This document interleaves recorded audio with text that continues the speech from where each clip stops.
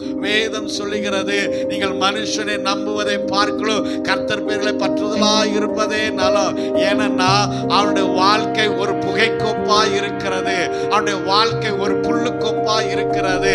கலைந்து போகிற மேகத்தை போல வாழ்க்கை கடந்து போகும். அவனுடைய திட்டங்கள், அவனுடைய யோசனைகள், அவர்கள் நல்ல திட்டங்களை கூட சொல்லியிருக்கலாம். அவர்கள் நிச்சயமாகவே உங்களுக்கு உதவி செய்கிற நபர்களாக கூட இருந்திருக்கலாம். நிச்சயமாக அவர்களை உங்களை வழிநடத்தவர்களாக கூட இருந்திருக்கலாம்.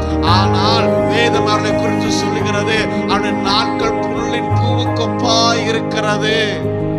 அவன் எப்பொழுது மடிந்து போவான் என்று தெரியாது.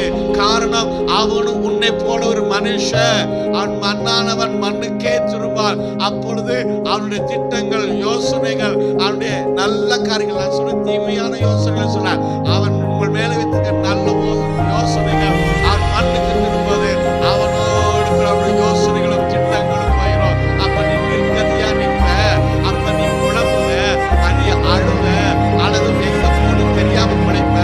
அதனால நான் உனக்கு சொல்லித்தரேன், மனுஷன் தான் இவர்கள் மறித்து போகிறதா, அவனுடைய திட்டங்கள்லாம் ஒன்றுமில்லாம போகும். ஆனா நான் உனக்கு ஒரு நம்பிக்கை சொல்லித்தரேன். வானத்தையும் பூமியும் உண்டாக்கின கர்த்தர் மேல உங்கள் நம்பிக்கை வையி. காரணம், அவர் மனுஷன் அல்ல, அவர் மனுபுத்திரன் அல்ல. பொய் சொல்ல தேவன் ஒரு மனுஷனும் அல்ல, அவர் ஒரு மனுபுத்திரனும் அல்ல.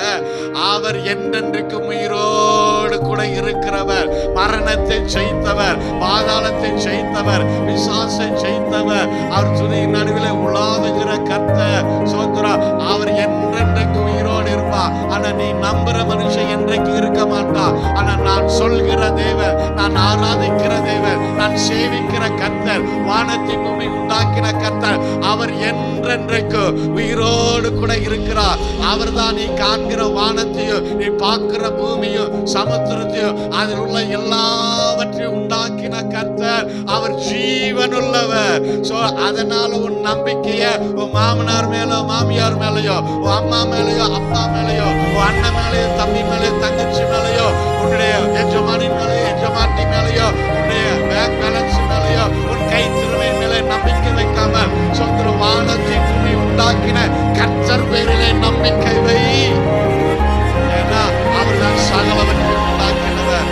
அவர் என்றென்றைக்கும் அறியாமல் இருக்கிறார்.